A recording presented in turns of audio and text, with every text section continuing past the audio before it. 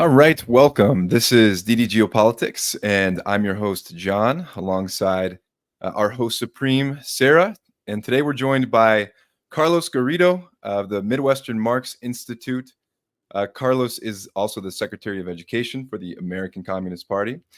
And then we have Christopher Helali, an investigative journalist, farmer, geopolitical analyst, and international secretary for the ACP. Chris and Carlos, it's great to have you with us. It's been a big week. I know that you guys have been extremely busy over the course of the last 2 weeks. But I wanted to start with the topic of Venezuela. This has been a major news event over the course of the past week. We've seen a ton of propaganda come out from some of the most powerful actors, both in politics and in business in the United States. Of course, we've had Elon Musk really spearheading the charge of disinformation that has been shared all over the internet and on X in particular. And then we recently had the United States government recognize Edmundo Gonzalez as the rightful president of Venezuela. And in the midst of all of this, we're hearing claims that Maduro is a dictator, that the elections were rigged. We've seen a number of ridiculous polls come out asserting that Gonzalez actually received between 60 and 70% of the vote, which stand in stark contrast to a lot of the information that we've received over the course of the last few months and on the ground. And Carlos, I know that you were in Venezuela over the course of the past week during the elections. So I'd love to hear from you a little bit about what your experience was like on the ground and what the election process looks like in Venezuela. You know, we hear all of this rhetoric that the elections are shrouded in doubt and potential fraud.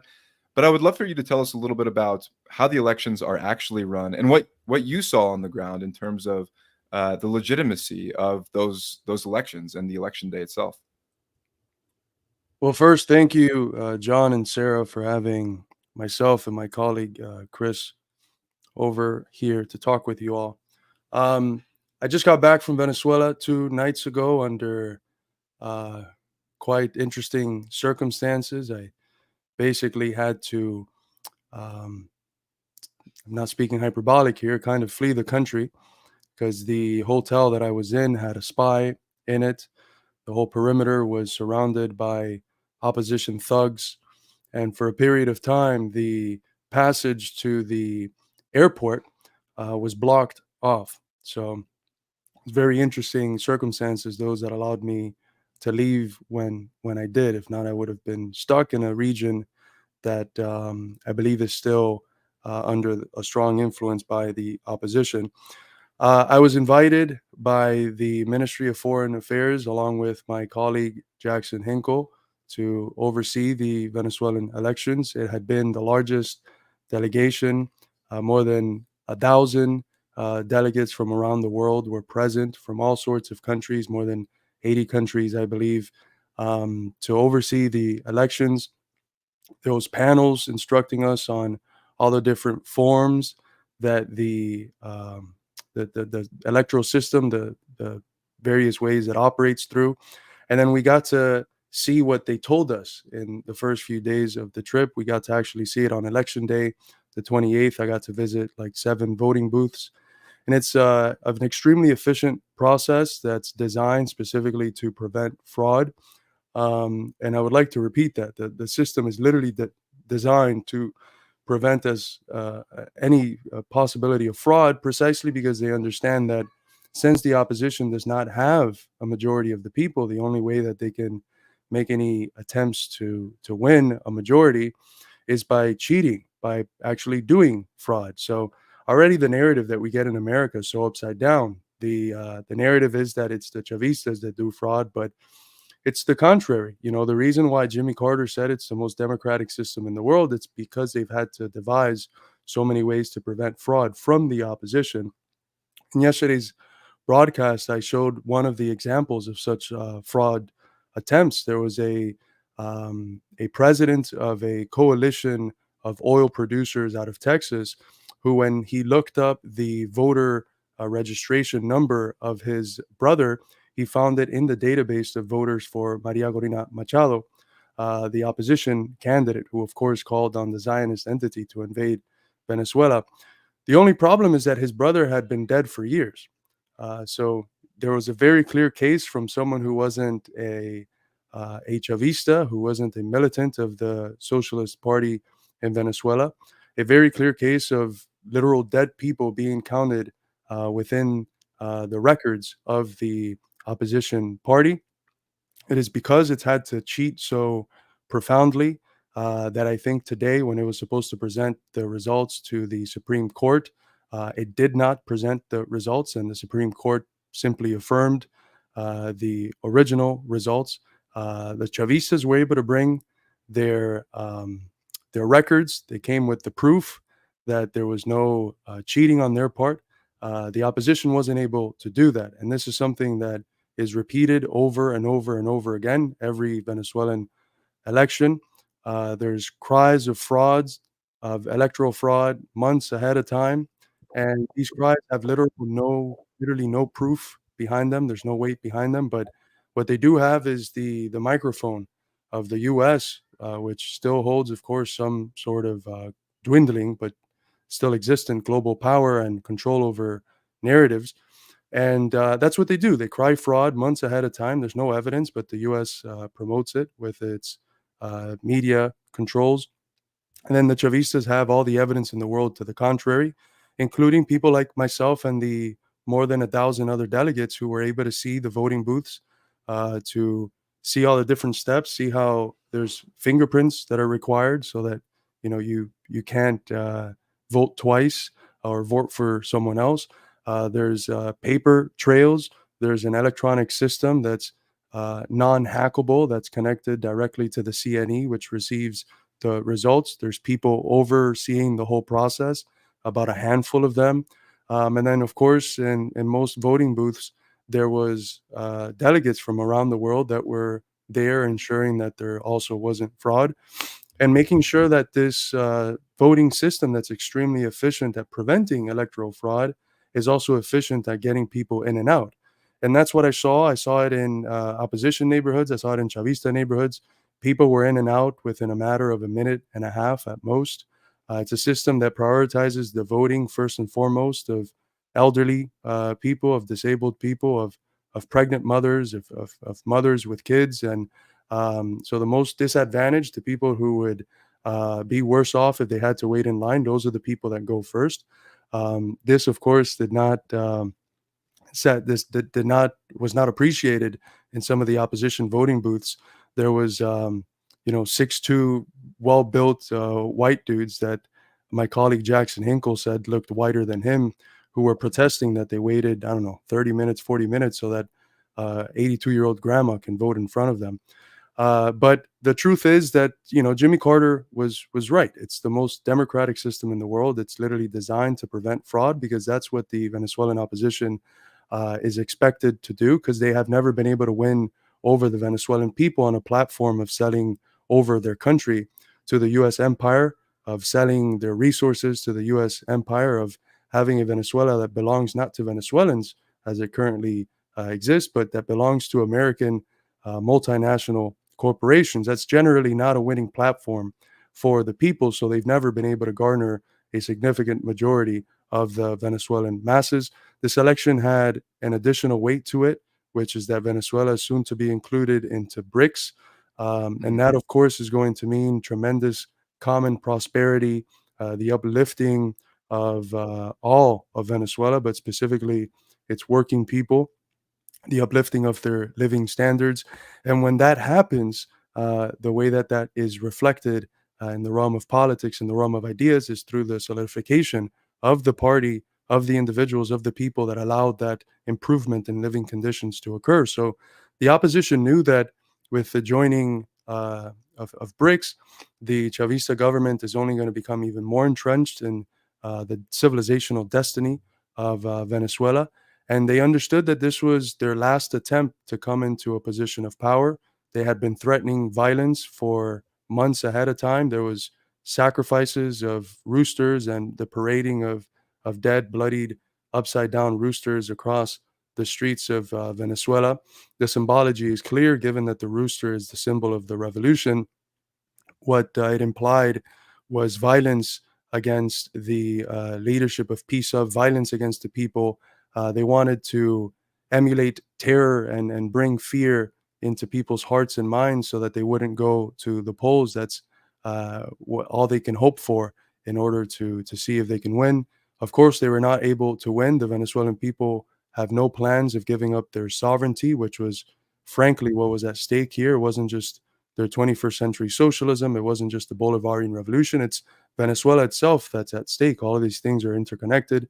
We understand over there in Venezuela that without this revolutionary socialist development, you couldn't have the platform of sovereignty.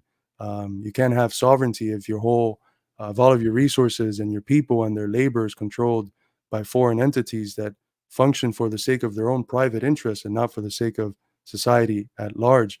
So the people defended their revolutionary process. They won in the ballots, 52% for Maduro, 44 for Edmundo Gonzalez, excuse me. And of course, the opposition, as expected, has been crying cheating. But now that it was presented with the opportunity to show proof of what it's been saying for months now, it literally did not show up, which was something that was expected. They've been threatening violence, and there have been guarimbas that were established. There have been chavistas that have been killed. There have been people's officers that have been killed by the opposition. But as it stands right now, everything has been under control. The few thousands of opposition people who hit the streets to protest on the 29th were dwarfed by the millions of chavistas that came out on the 30th, the 31st, and afterwards, and yesterday.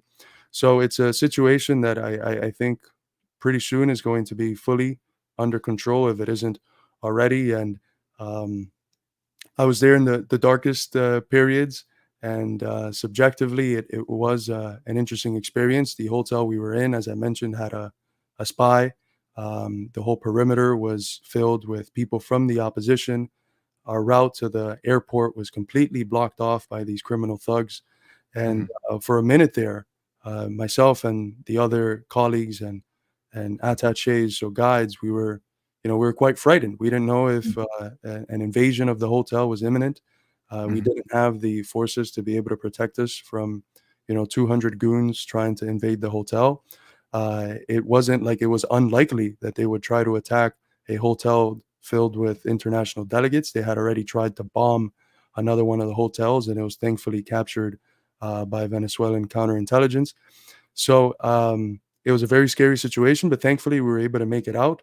There was buses that escorted all of us in the middle of the night. I believe it was at 3:30 a.m., 4 a.m., with the lights off so that we wouldn't be seen. We took a lot of side streets in order to get to the airport, and thankfully we were able to make it safely and leave to our respective countries. There's still comrades from these delegations that have stayed back to do other sorts of missions, and the situation that my friend and comrade Jackson Hinkle is in is quite sticky. A couple of days ago, he was doxxed by Zionist rabid dogs who exposed where he was, putting in danger not only his life, but those of the other delegates that were in that hotel. Very quickly, the Venezuelan opposition came out saying that we have to give this spokesperson of the Maduro dictatorship a warm welcome, which is a dog whistle for burning him, for setting Jackson Hinkle on fire, which is something this murderous, thuggish opposition has done before to people. It's literally set people alive on fire. And it's what they were trying to do to Jackson Hinkle. We have high intel sources that have confirmed that this is what they were trying to do. And thankfully, they were able to relocate him and all the other delegates. But there's a whole lot of people on the left in the US and in the West that, because of their disagreements on tweets, literal tweets that Jackson has put out in the past, are cheering on some of the worst fascistic forces that exist on the planet, that are looking to burn a 24-year-old alive simply because he had the courage to go to Venezuela and report on the truth, which is something that they as rabid Zionist dogs are allergic to. That's why they have to lie. That's why they have to manipulate information. And then when it comes time to actually showing proof, they have absolutely nothing. Well, I want to ask you a little bit more about that in a second, but I also just feel like it's so notable that the claims about Venezuela's election have been steeped in this narrative that uh, all of the propaganda that people like Elon Musk are putting out is in the promotion of democracy, right? But then, of course, you have these gangs, roving gangs in Venezuela, who are literally, like you said, intimidating people who were election observers. Uh, who had the exact function of trying to operate as impartial and independent parties to help oversee the process. And again, I haven't really, seen many elections in the recent past that had as much attention and focus and international observation as what we saw in Venezuela. But I would like to ask you, Carlos, before we kind of transition to another subject, I would like to ask you about the nature of the opposing political forces in Venezuela. You mentioned running into a number of opposition forces, but I also wanted to ask you about the Chavistas and what the nature of the people, like the rank and file Venezuelans and Chavistas who support Maduro, what they're like and what role they played in all of this over the past few days.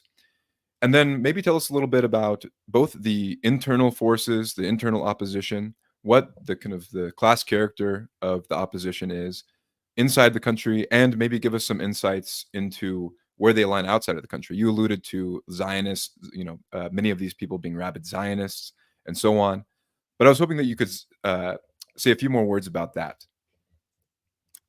Yeah, I when you go as a delegate for your own safety, they give you these guides that are called attaches, and you're not supposed to escape their grip. And I was able to, on a few occasions, to walk around more humble neighborhoods in Caracas and talk to people. And look, folks, I'm not being hyperbolic when I say that I was able to speak to hundreds of people, and anywhere around 80, 85-ish% of the people I spoke to were going to be voting for Maduro. They were down with the Chavista process.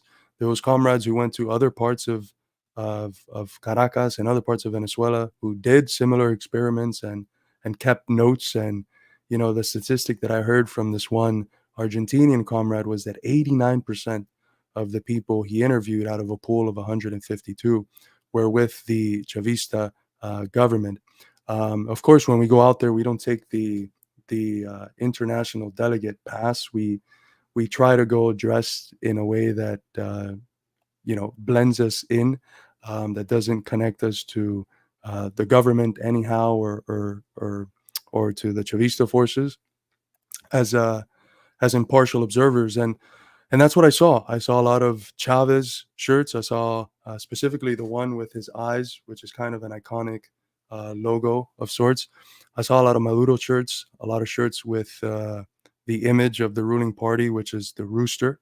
Um, I saw a lot of shirts that symbolized the slogan of the campaign, which was, let's dare to have a future, a very future oriented slogan. I don't remember the specific slogan now, but there were shirts with imagery about the future and continuing the Bolivarian process. The people I spoke to, um, it's very interesting because I got a chance to go to both opposition and Chavista neighborhoods to see the voting booths, and just the character of the people was telling. In the more humble neighborhoods, the Chavista neighborhoods, a lot of the people were around my skin tone or a little darker.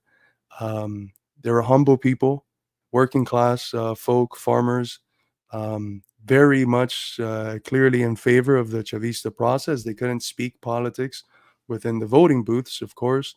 They couldn't wear any of the party um, clothing, but it was clear what side they were on. They were very, very kind to us, often offering us drinks and foods and candies and chocolates and all sorts of things. They were trying to keep us longer than we were supposed to be there, just to hang out with them. They were asking us all sorts of questions, and very kind, good-hearted people. Now, in the opposition neighborhoods, what I found was something completely different. This was the context where my colleague Jackson Hinkle said, "Holy crap, these people are even whiter than me." And if you know Comrade Jackson, you know that says a lot. It was usually wealthier people from the sectors of Venezuelan society that actually benefited from Venezuela being a colony of the imperialist West and the US. A lot of these people were rude. Um, they were basically Karens, right? That's a term that's been popularized in the U.S. The entitled blonde white woman. That's how a lot of these people acted. They acted very entitled. I gave the example of the older people and disabled people that were supposed to vote first. That's not something they appreciated.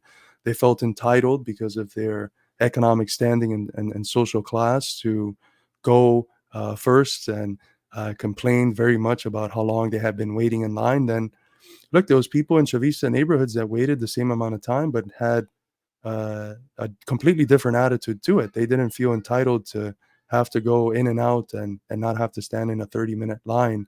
You know, a lot of these voting booths, they had 3 or 4 voting areas, and each one, um, there was 800 to 900 people that would pass throughout the day through those. So we're talking about thousands of people that would have to come in to vote in very small schools.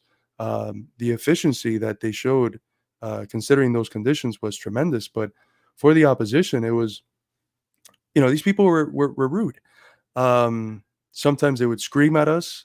There was a comment, a question that I was asked along with the other delegates that I was with. It was not a question I ever thought I would be asked. I was asked if I knew how to dodge Molotov cocktails because the opposition has been fond in the past of wrecking voting stations, specifically when it comes closer to 6, which is the official closing of the voting booths. Of course, they don't close them until everyone gets through, but they try to show up late to wreak havoc and have often thrown Molotov cocktails into voting stations. We've seen these people over the last 3-4 days burn buildings, burn small businesses of people who were with the opposition and then flip because the opposition thugs have burned businesses that they have worked very hard to lift off of the ground. They've burned headquarters of the ruling Socialist Party. Um, they're criminal, terroristic arsonists, frankly. So I was asked that question, which I never thought I would be asked, if I knew how to dodge a Molotov cocktail. And there was a comrade who jokingly asked if I, in that moment, recalled the dodgeball scene where they give you a series of acronyms of how to dodge, duck, dip, dive, something like that. I was ready. I was ready to duck, dip, and dive to avoid getting burned alive by opposition thugs. Um, Look, the opposition was able to garner around 44% of the vote. I would be lying to you if I said that everyone in that 44% was a bourgeois scum. That's not the case, of course. If not, it would be the first society on the planet where 44% are part of the bourgeoisie or upper middle class. There are genuine discontents that parts of the Venezuelan working class and other lower, poorer sectors of society have felt. Those are discontents, of course, rooted in the criminal blockade the US has imposed on Venezuela, like it's imposed on Cuba and Iran and any country that dares to exist outside of the US imperialist sphere of influence. Venezuela has still 930 sanctions imposed on it, criminal, unilateral, coercive measures that are strangling Venezuela. And what we've seen over the last 5 years since the peak of difficulty in 2019 is improvement. In those last 5 years, Venezuela has been able to become food sovereign, an incredible feat. From having 1% of its food produced by itself to being able to fully feed itself with its own resources. It's an incredible development. Its growth has been uh, the number one in the whole region.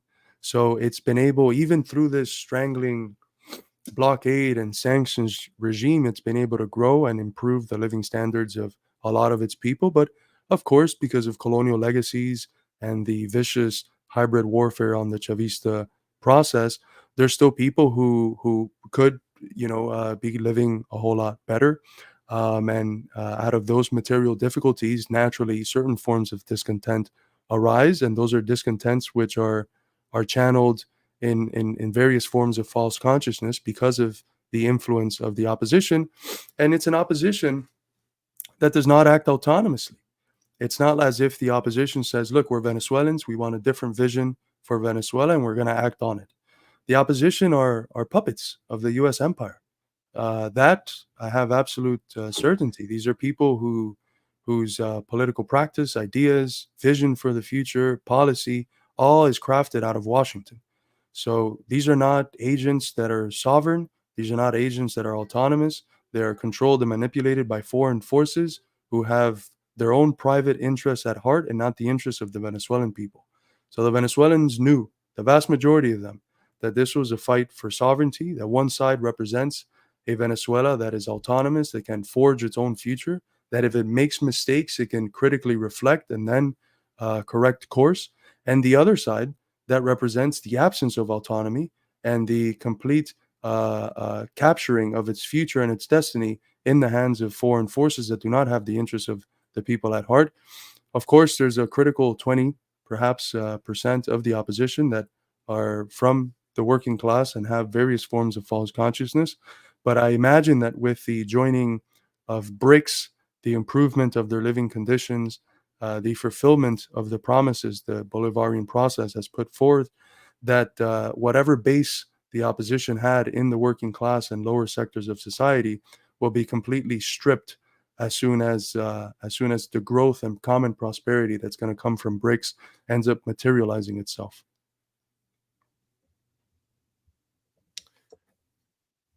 Yeah, those are fantastic points, Carlos. And, I'm really just struck by how strong and decisive the narratives are in the United States about the voting process in Venezuela. Specifically, this accusation that we hear all the time that the standards when it comes to Venezuelan elections are not in line with democratic standards internationally. When, of course, we know full well the role that corporate power, big money plays in our own elections. We don't even have voting day as a national holiday in our country. Yet in Venezuela, they go as far as I saw a number of videos where you can't even buy alcohol on election day because they want people to participate in the democratic process. So They it's have just. a Mhm. if I, they have a dry law 3 days before the actual election and until 7 p.m. the following day, um, which as tourist wasn't my favorite law. Uh, but I respect the commitment to free, fair, and sober elections. Apparently, they also have free public transportation on election day. Our friend Angel is here from Venezuela. Yeah, wow. Imagine. And Yeah. everything's closed. Everything's closed because they want people to vote, right? Mhm. In the U.S., how many people have not voted in many of the past elections because they're literally working? In Venezuela, it's a national holiday. There were stores that have been closed 2-3 days ahead of time. They're not going to be taking any big hits because it's all basically subsidized by the government, um, and they want people voting, which is not something I think we can say here in the U.S. And it's completely shameful. It turns the world reality on its head when the horrendous standards for even a basic process such as voting, like we can question the reduction of democracy to just voting, to participating in voting booths every 2 to 4 years. That's, I think, if we reduce democracy to that, we're screwed already. And American philosophers such as John Dewey have made it clear we have to think about democracy as a way of life, something consistent. But even in that sphere, the level of democratic accountability, the freeness, the fairness, the uncorruptibility of the process in Venezuela far exceeds what we've seen in the US. And so now this is the second time in less than a decade that the United States has recognized someone as the president of Venezuela who is not actually the president, who is not functioning as the president, does not hold the office, and will not be leading Venezuela in the years to come. which I think undermines the credibility of U.S. leaders even further, if it could be undermined further because of the hypocrisy that we've seen in support of the Zionist entity in the Levant, and obviously a number of other major hypocritical actions that they're constantly undertaking. But as you mentioned, Carlos, one of the notable things here is that a number of governments, though, have recognized the legitimacy of Venezuela's elections. Very prominent governments, by the way, who are leading the emerging multipolar world, including Russia, China, Iran, all have recognized Maduro's election victory. And I wanted to actually bring in Chris on this point because something that we hear all the time when it comes to the enemies of the United States, ruling elites, the rabid Zionists, is that these governments are inherently dictatorial or authoritarian or totalitarian. Yet in many cases, especially in the case of Russia and China, we understand that they have broad consent from the mass of people. And so, Chris, I wanted to ask you about the significance that you see of the emergence of new poles of power in the world, particularly in Russia and China. And Carlos spoke to this a little bit, but I'd love maybe for you to go into a little bit more detail about how these governments, you were recently in Russia, uh, are looking at the actions and the events in Venezuela and how they view the United States' unilateral decision to designate someone else as the president who did not actually win the election. So I'm wondering if you could give us a few thoughts on this, and yeah, just kind of broadly how this emerging multipolar world sees these actions and what the implications of all of this are. Certainly, of course. And of course, I'd like to begin with my condolences and sympathies to the families of the martyrs in these past few days. It has been heavy on those of us from the Middle East. And of course, we extend our solidarity to the Palestinian resistance, which continues the fight against the Zionist entity and Western imperialism. As you rightfully mentioned, I just got back from Russia, and also I was in Georgia and the Balkans. And of course, it's critical to understand one thing in particular, that everything that's going on now in Venezuela is seen in Moscow, and I think throughout the former Soviet Union, as something through the prism by which they have experienced these before. You can say sort of like a Groundhog Day, deja vu. They've experienced it in Minsk. They've experienced it in Kiev. They've experienced it in Tbilisi. They've experienced it in Central Asia, in Kazakhstan. We've seen color revolutions throughout this entire region, from Eastern Europe down into the Balkans and all the way over into East Asia. We have seen the Western imperialists continually pushing their people, pushing the opposition, quote unquote, which is considered by the West free and fair, but is actually owned and operated by Washington and Brussels and many other centers of Western power. And they cannot but help and see this and think, this is what we experienced. This is what we experienced in 2014 in Ukraine. This is what we experienced in the crisis in Georgia in 2007, 2008. This is what was experienced just a few years ago in Belarus, right? During the elections. And you had all of this hubbub about what was going on. And I think that they can only see this and say, isn't this a tired playbook at this point from the West? I mean, I think that the people around the world are slowly waking up and realizing this. And I think that the emergence of, as you rightfully point out, this multipolar world out of the ashes of, sort of those final years of the Cold War and the 90s, which were for many Americans quite peaceful and economically strong and good years. But for Eastern Europeans, for people in the Middle East, for people in Central Asia, and of course people in Russia who lived through this period known as Katastroika, a combination of catastrophe and perestroika. These were horrific years. These were years where many people died and suffered. And of course, the U.S. began its liberal humanitarian mission. It's a continuation of Manifest Destiny to go and bring democracy and human rights to Yugoslavia. And then, of course, into Southwest Asia, in North Africa, everywhere they possibly could. So in thinking about what's going on in Venezuela, and we've seen the playbook there. I was there in 2019 during the height of the crisis when the Trump administration was putting, as my comrade Carlos rightfully points out, maximalist pressure on Venezuela. These sanctions, these really harsh coercive measures that were not used to punish the government, but were used to punish the people, to make them de facto agents of regime change. That's what they want ultimately. They've made it very clear, not only the ghouls like Elliot Abrams, but also your John Boltons and Mike Pompeos, who have emphasized this in any country where they are applying sanctions, that the goal is to make the situation of the people so untenable that they will rise up against the government that actually is in their best interest, because the situation has become so dire and desperate. But of course, the Venezuelan people have once again shown the world that they are in command, and that their revolution will not be tampered with from the outside or from within. The emergence of the multipolar world, as you put it, something that's been happening now, and in your intro, you rightfully put some clips, especially Putin's famous speech during the Munich conference.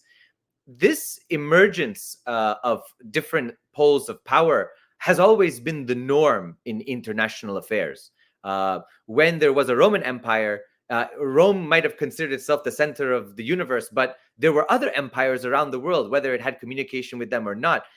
Different parts of the world had different spheres of power around major dominant imperial regimes, or various groups that had gotten together to form polities. So 1991 is a very unique moment, I think, in world history, because in the nuclear age, you really had one geopolitical and economic system that came out on top, and that praised itself for coming out on top, without really looking in the mirror and realizing that it only came into the top because of various other forces and contradictions that didn't mean the end of history. It simply meant that we have a little bit longer to go before we enter into a much more peaceful and harmonious world system. So 1991 until really 2001, that decade really was a period of, sort of what they call Pax Americana, like the Pax Romana, or the Pax Mongolica, or the Pax Britannia. You have this moment where this imperial hubris, of course, takes over, and now the United States can be in its own glory and say how it has been anointed from on high. Of course, we know that it has not been anointed by anybody, but its own delusions. And so with that, you had, of course, what we call imperial overreach. So, of course, the Chinese were still there. The Russians were still there. Many of these other powers were still living under sanctions regimes. The DPRK was living under a sanctions regime with Kim Jong-il in power at that time. You had Iran living under a sanctions regime. You had Iraq at the time with Saddam Hussein, Gaddafi in Libya. Many of these countries, of course, Cuba has been under a blockade, a criminal and genocidal blockade, since the 60s. So the multipolar world was always underneath what was this unipolar world. It was there. The non-alignment movement was still a powerful force for many countries. But of course, they couldn't match the United States in military might or in economic might at the time. Now, of course, we enter into a period, and having just returned, we've entered into a period where US sanctions, US coercive measures on these countries have had a boomerang effect, have had what the CIA rightfully calls blowback.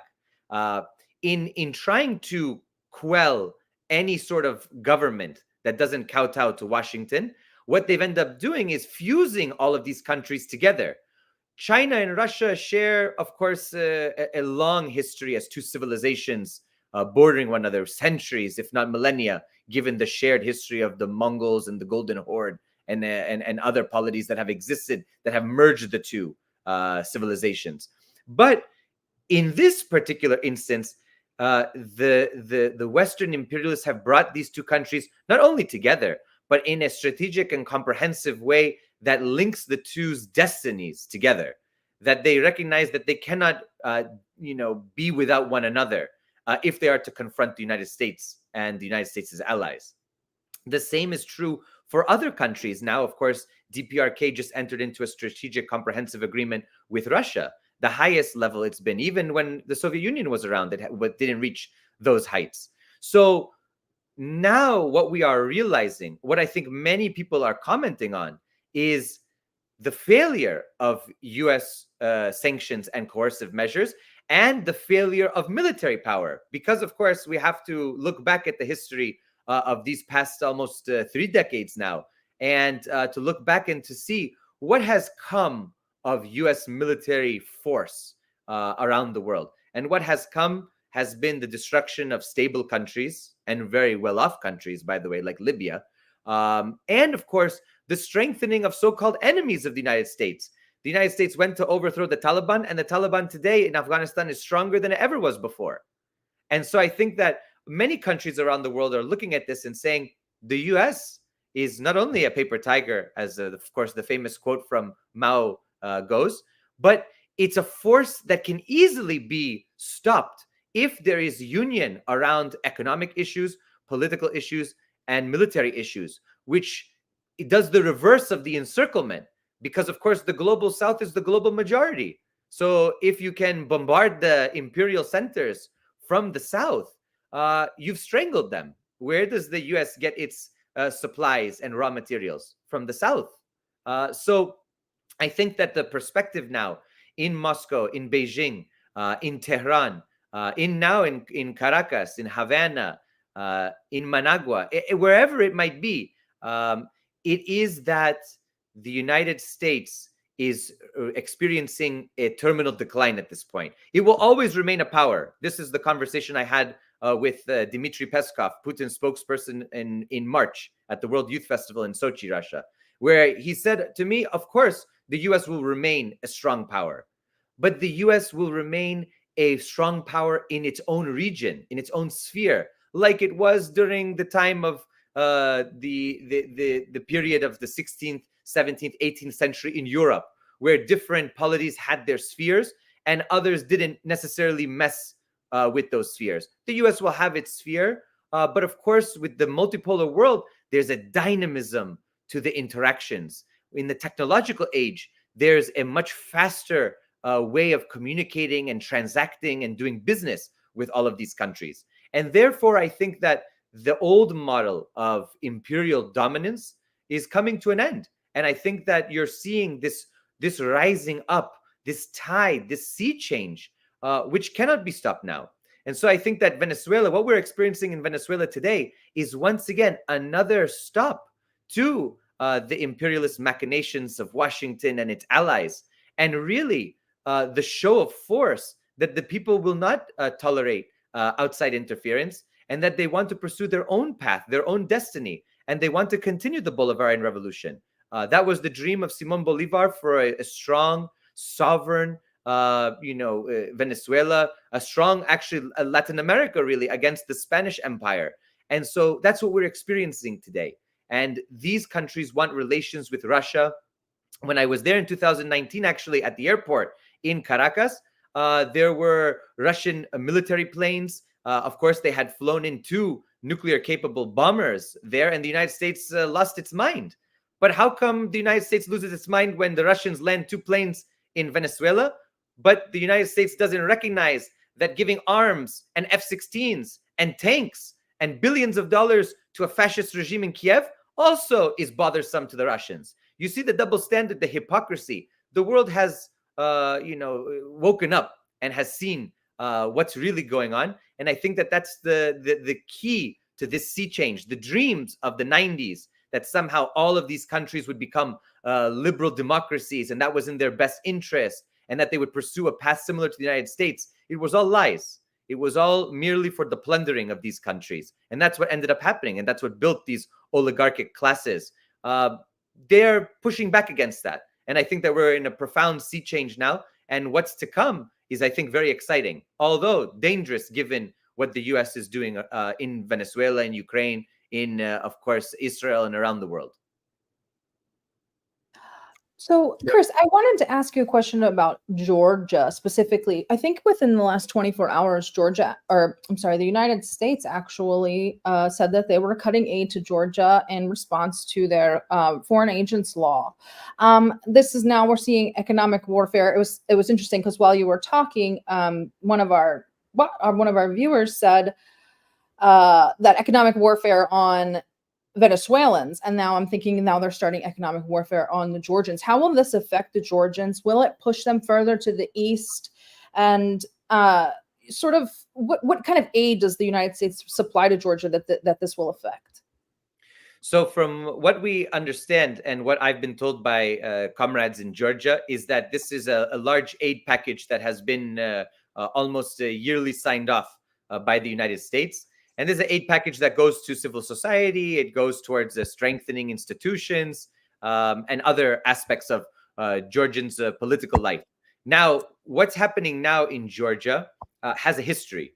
And of course, a lot of people might not remember that history. A lot of our younger viewers, I remember it vividly. I was in college at the time when it was going down.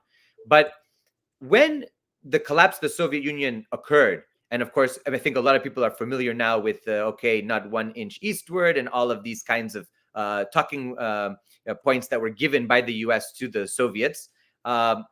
Really, for the Americans and for the Europeans, the Caucasus became an integral part of their plans. Why? Well, the Caucasus, of course, is the soft underbelly of the Russian Federation. If you can foment discontent there, you can, in a way, enact a sequence of events and changes that could hopefully bring down the government in Moscow. That was the goal. And the goal was a rapid pincer movement, not only from Eastern Europe, of course, the classic borders being the Baltic states, Poland, Hungary, down into Ukraine, right, and the Balkans, but also that soft underbelly where you could use whether it be Turkey or other countries to get in there from the Black Sea and to push up through the Caucasus. And of course, the Caucasus countries being Azerbaijan, Armenia, Georgia, and of course, the states within the Russian Federation, right, which include areas that the United States has also fomented chaos in: Chechnya, Ingushetia, Dagestan, areas that have a history with the Russian Empire before that is a lot more complicated and, of course, has a religious, ethnic, linguistic dimensions to it. So Georgia today, as it was 2 decades ago, finds itself within the crosshairs of NATO once more.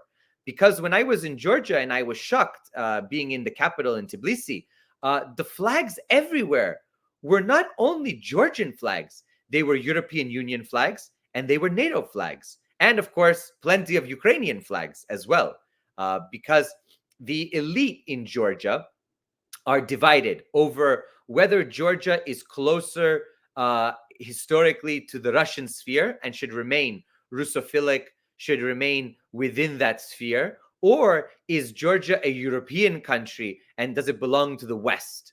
I think, of course, historically speaking, Georgia has always been within the sphere, not only of Russia, but of Byzantium, of the Orthodox sphere, and it has that rooted within its history. And so there's no really going beyond that. Maybe in the fantasies of some liberals in Tbilisi, you can move beyond that. But the population there is firmly within that history. Georgia in 2007, 2008 experienced a crisis under the leadership of Saakashvili, who was pro-EU, pro-NATO, pro-West. They tried to solve the situation in Abkhazia and in South Ossetia, 2 regions of Georgia, which declared independence from Georgia after the liquidation of the Soviet Union because they didn't want to be part of the Georgian state. Of course, Russia was involved in this and tried to maintain peace and security. Once Georgia began to do moves towards NATO and, of course, to solve Abkhazia and South Ossetia through military intervention by trying to go and force them from being autonomous regions into integral territorial regions of Georgia, the Russian military got involved. They saw this as a tremendous threat on their border. And of course, they went in, just like they went into the Donbass, not because of imperialist agenda. they went in to protect the citizens of Abkhazia and South Ossetia. That was for them the most important part of this, because the Georgian sort of idea was that Abkhazia and South Ossetia do not deserve their self-determination or their national liberation, and that they need to be brought into the fold, and that meant, of course, through violence and through atrocities, and the Russian Federation couldn't tolerate that. So now enter into today, where you have now Abkhazia, South Ossetia as separate political entities, albeit recognized by very few countries around the world. Hopefully there will be a political solution to this, but a political solution in Georgia can only come by Georgia declaring neutrality, by Georgia declaring that it doesn't want to join NATO, and that it wants to remain militarily neutral in the region. So long as some parts of the Georgian ruling class continue to advocate for NATO, and that NATO continues to pour in tremendous resources into the Georgian society, into the Georgian political establishment, into the Georgian think tank network that exists there, there's going to be instability in the region. And of course, many have said, and I just said at the anti-NATO protests in Washington just last month, that Georgia is the next hotspot. And of course, we've been seeing a renewed conflict in the region, not only with Georgia, but you have to think of it more holistically. You had the ending of the Republic of Artsakh in Nagorno-Karabakh, where the Azeris came in, right? And the hundreds of thousands of Armenians left. This situation had been unresolved since Soviet times, since the dissolution period. That was then taken over, and Azerbaijan has retaken it into its territory. And of course, you still have ongoing issues in the Caucasus region of the Russian Federation, where ethnic and religious tensions are being fomented from the outside. By the way, it's important to recognize that these networks of Salafi and Wahhabi and ultra sort of versions of Islam that come from the Saudis and the Emiratis, the niqab, for example, the covering that only shows the eyes, is something from the Arabian Peninsula. It has no history in Dagestan and in Ingushetia, Chechnya. Now it has been imposed from the outside through vehicles like different masjids and foundations that are funded by the Gulf states. And those Gulf states, of course, are linked with the United States. And we know of this history with Daesh and everything over the past few decades. So it's important to think about Georgia as part of a region that is now firmly within the sights of NATO.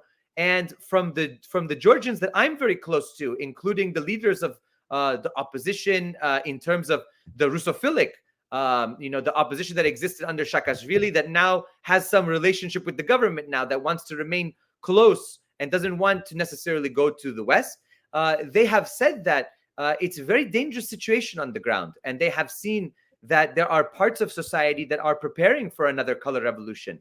There is discontent amongst sectors of the ruling class. That's the big fear here, is that we're going to have a situation like a new Maidan, and the money being taken away is but the first step in the imposition of certain characteristics and ways of doing things that the West has always done, that they're now going to try to first take the money away and then impose maybe sanctions on some individuals. And then they're going to say, oh, democracy is being curtailed, everybody out to the streets, right?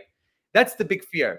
But ultimately, I think that Georgians overall, from the Georgians that I spoke to on the street, do not want conflict. They do not want war. They do not want to turn into the next Ukraine. What they want is they want a peace and stability in the region. And that ultimately means not pursuing a path to NATO, but pursuing a path that balances the interests of the society, both West and towards Russia and the East, and trying to figure out how Georgia, as a small nation, can thrive in that kind of environment. But it's a difficult needle to thread in this situation. Well, Chris, I love that you brought us there to the point of sovereignty.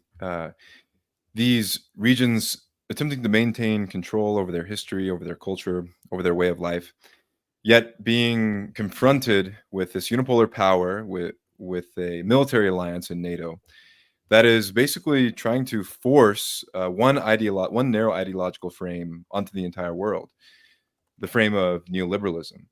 And for those who don't comport with that, as you mentioned, they're the subject of sanctions, hybrid warfare. The role of NGOs, like as you mentioned in Georgia, is extremely pronounced. But I wanted to kind of take us back to Venezuela because I think it's important to consider whether we're thinking about what's going on in Georgia, whether we're thinking about the victory that the United Socialist Party in Venezuela has recently experienced, what the significance of this is to the working class in the United States, because of course we're under assault from the same forces that are trying to impose this rigid ideological order onto the rest of the world. These foreign entities who want to impose their ideology are doing the same thing to American communities, where you have major financial monopolies, corporate major conglomerates who are foreign to the communities themselves. They're foreign to the neighborhoods, foreign to the cities, yet are often the ones who own all the land, own all the homes. And so I wanted, Carlos, to ask you about this a little bit. Like, what is the significance of the victory that we saw among the Chavistas in Venezuela? And what are the implications here for the US working class? Yes, something that my colleague Chris was just referring to, the hubris of the U.S. empire. It's very interesting when I hear the speeches from Blinken and other war criminals in the American administration. What comes to mind is Pericles' funeral oration for Thucydides. It's like, very boastful, a lot of hubris, but for an empire that's literally about to fall. And I think, so if we can look back 50 years from now, those speeches will be looked at in a very similar light. The question you just asked me, John, is one that I tried to hammer out the day of the elections. I was on Telesur and I got to speak about this topic. And one of the points that I made sure to emphasize was that this victory was not just one for the Venezuelan people. It wasn't just a victory for the United Socialist Party of Venezuela. This was a victory for multipolarity at large. This revolution in the global system that we're seeing, which is what multipolarity is, we should not undermine it. It's a global revolution in the logic that underpins international relations and the logic that underpins how countries produce their own reproduction. This revolution is not going to happen just in one massive jump. It takes various leaps. And what the Venezuelan elections of the 28th of July represent is one of those leaps, one of those great victories, which will generally accumulate into a general epochal shift that I think that we can already see present. So Venezuela's victory is one that I'm sure was celebrated in Russia. I'm sure it's a victory that was celebrated in Iran, in China, in Cuba, in Vietnam, in Laos. In the up-and-coming multipolar world, I'm sure it's a victory that was celebrated by our comrades in Palestine and in the axis of resistance at large, because we realize that we're fighting the same monster, the same vampires that seek nothing but to extract the resources of our land, to super exploit our people, to keep us poor, to keep us indebted, to keep us desperate, to keep us addicted, to keep us alienated and depressed and anxious. The same vampires that do that to us here at home in the US are the same people that send hundreds of billions of our tax dollars to neo-Nazis, that carry out a genocide in Palestine, that try to promote a terroristic, thuggish opposition in Venezuela. So when those elements are defeated, it's not just a win for our friends in Venezuela. It's a win for our side in general. And that's, I think, a point that as American communists, we have to always be capable of making. These victories for the multipolar world are not just victories for the people that carried them out directly. They're victories for the American working class too. The American working class should look cheerfully on the fact that the Venezuelans affirmed sovereignty on the 28th, that they affirmed the continued existence of the Bolivarian revolutionary process, because it's a process that seeks to dismantle those same forces that have made our lives very desperate, impoverished, and indebted. So we have to realize that we're in a very similar predicament here as Americans. If what the Venezuelans affirmed on the 28th was sovereignty, the ability to forge their own future, we have to realize that a very similar fight is ahead of us. The American people do not have sovereignty. The American people do not have the capacity to collectively decide their own future. They cannot forge their own destiny within the ruling apparatuses of American society and the state. It's going to require a qualitative transformation of the way the apparatuses that structure society look in order to create the conditions where Americans are actually sovereign, where we actually have a government, a society that's of, by, and for the people, and not of, by, and for interests foreign to the nation, interests foreign to the people, interests rooted in a small clique of very parasitic people who require nothing more than to continue accumulating their capital and to continue seeing the increase of numbers in bank accounts to the detriment of the livelihoods of millions and millions of and even billions of people. So the struggle that Venezuela was able to successfully continue, the 28th, is one that represents a victory for us as well. I'm sure that the American working class doesn't just yet see it that way, but it is our job to help them see it that way, to help them recognize that it's the same fight that we're waging, and when they win, we win. When they lose, we lose. I want to go back to Chris as we round out our time here. Chris, I'm really grateful that you brought up recognizing the sacrifices of the martyrs in Palestine and across the axis of resistance in your opening remarks. And I wanted to go back to Palestine to finish us out, because over the last week, we've seen a number of extremely aggressive actions by the synthetic Zionist entity known as Israel. Specifically, their bombing of a neighborhood in Beirut, their assassination of a top Hamas political leader in Iran. Things that normally would be red lines. I mean, if any of these things happened in a Western country or a country that was even aligned with the United States, we'd be seeing these acts on loop, on an endless loop, all across the mainstream media. But of course, that's not the case. It takes people like us to bring them into the fold on social media and online in order to get people to recognize what is happening. But what does it mean, Chris, for the Palestinians to continue to fight right now? What does it mean for the soul of the anti-imperialist struggle and our struggle at home? And what will the ultimate defeat of the Zionist entity mean for all of us? I think for sure, as I said in just last month in Washington, that today every principled anti-imperialist, every principled revolutionary is under the banner of the Palestinian people. There is no question about that. The Palestinian flag is not only the flag of the Palestinian people, it's the flag of a worldwide struggle for liberation. It's a struggle against imperialism. And that's what my Palestinian comrades continue to tell me in all of the political factions, regardless, secular, communist, Islamist, doesn't matter. What matters is this struggle against imperialism and colonialism, a century in the making, that everybody who has a conscience can resonate with.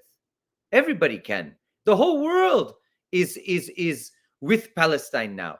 The whole world. Only a small minority of countries who have not a consciousness, but are evil, really, in my perspective, evil to see what's going on and what they are carrying out, the weapons they're giving, the kids they're killing. And as a father, I know Carlos, also a father, I can only think of my kids.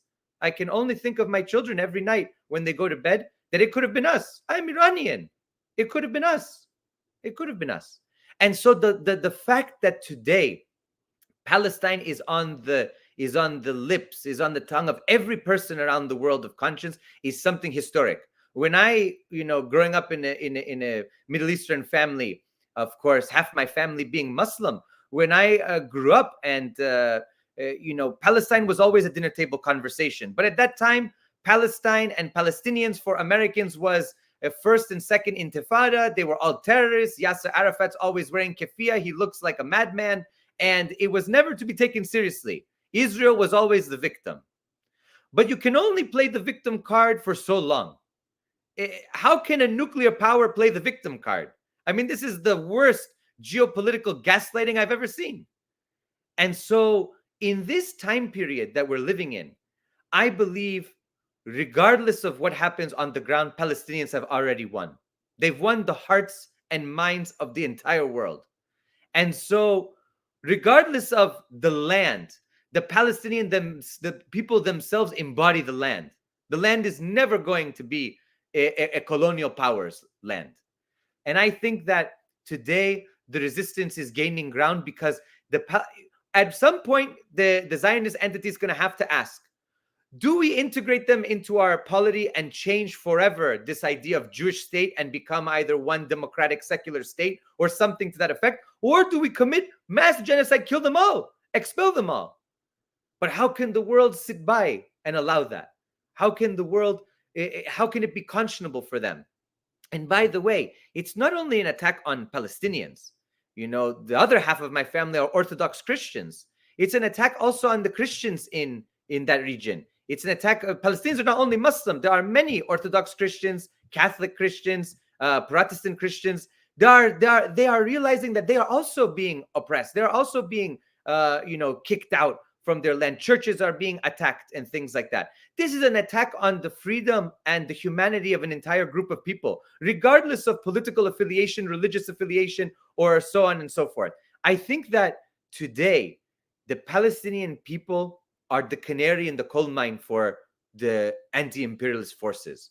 That whatever will happen to them will happen to the rest of us. If the Palestinian people are not given the resources and the support necessary to be victorious, who's going to be victorious on our side against these forces? These are the same forces oppressing us. It is our government here in the United States that is responsible for what's going on over there.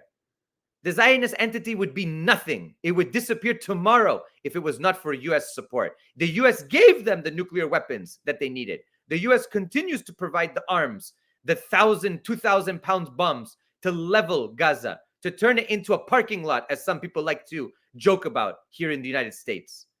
And like they joked about during Iraq war and during the war in Afghanistan. But you know what? The people are resilient, just like the people in Afghanistan and the people in Iraq threw out the Americans, and in Iraq continue to try to throw out the last of them. There's still a few left, right? The people in Syria, a heroic struggle, right? The people in Lebanon, another heroic struggle. The people in Libya, the Palestinian people will be victorious one way or another. But like they told me, it might take the last Palestinian giving the last drop of blood for us to be victorious. But they will be. Nobody is going to deny them that. The only thing that will deny them that is death. And so I think that today, any principled anti-imperialist is not only on the side of the Palestinians, they're on the side of the axis of resistance. Whatever your political disagreements, we can have political disagreements about different governments, different situations, and things like that.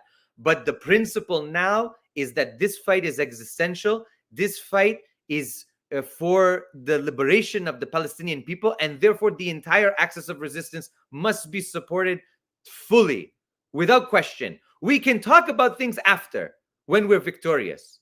When we are sitting on our laurels and we have liberation, then we can talk about all of the nitty-gritty details of state building and social building and what it looks like. But right now, the critical thing is to stand with the axis of resistance and to continue to hold high the banner of the Palestinian people.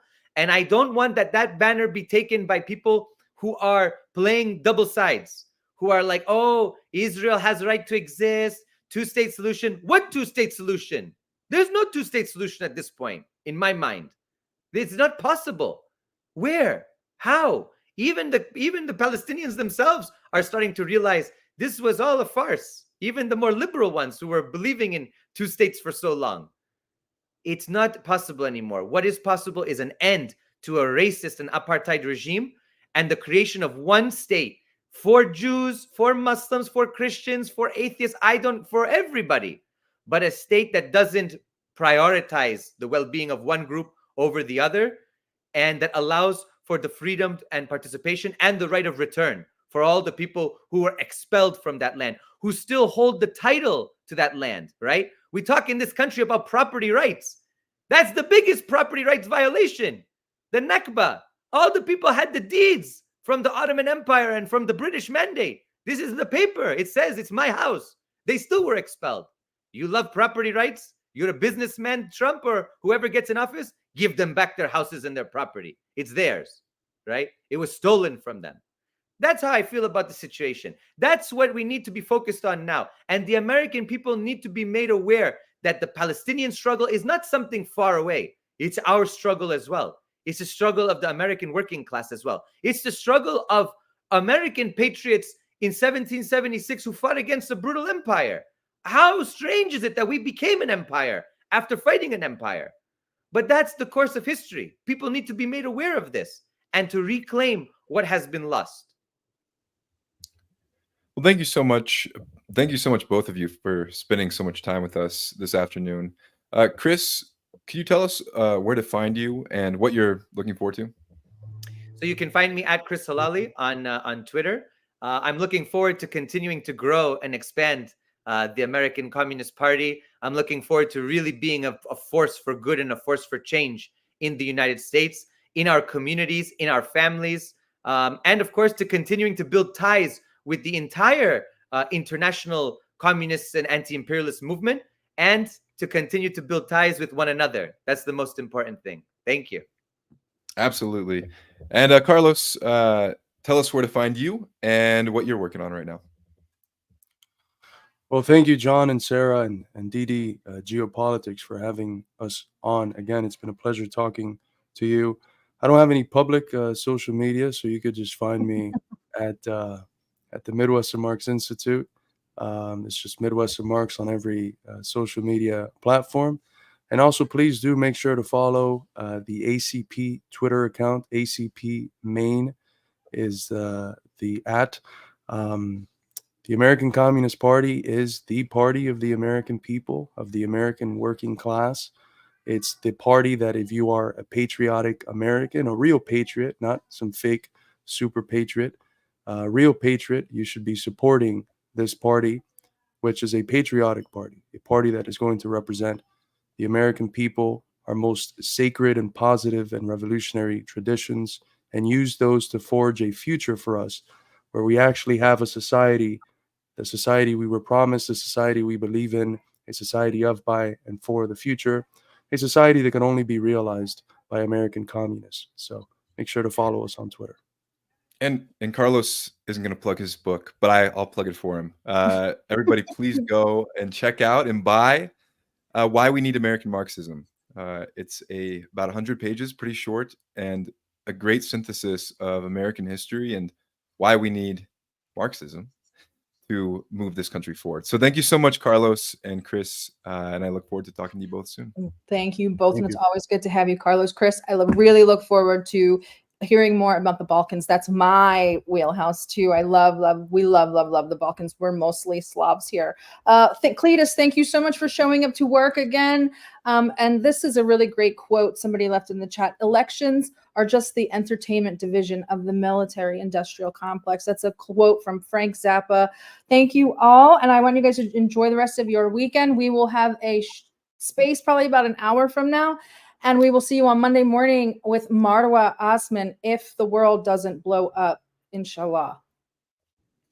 Inshallah. Thank you so much. Thank you.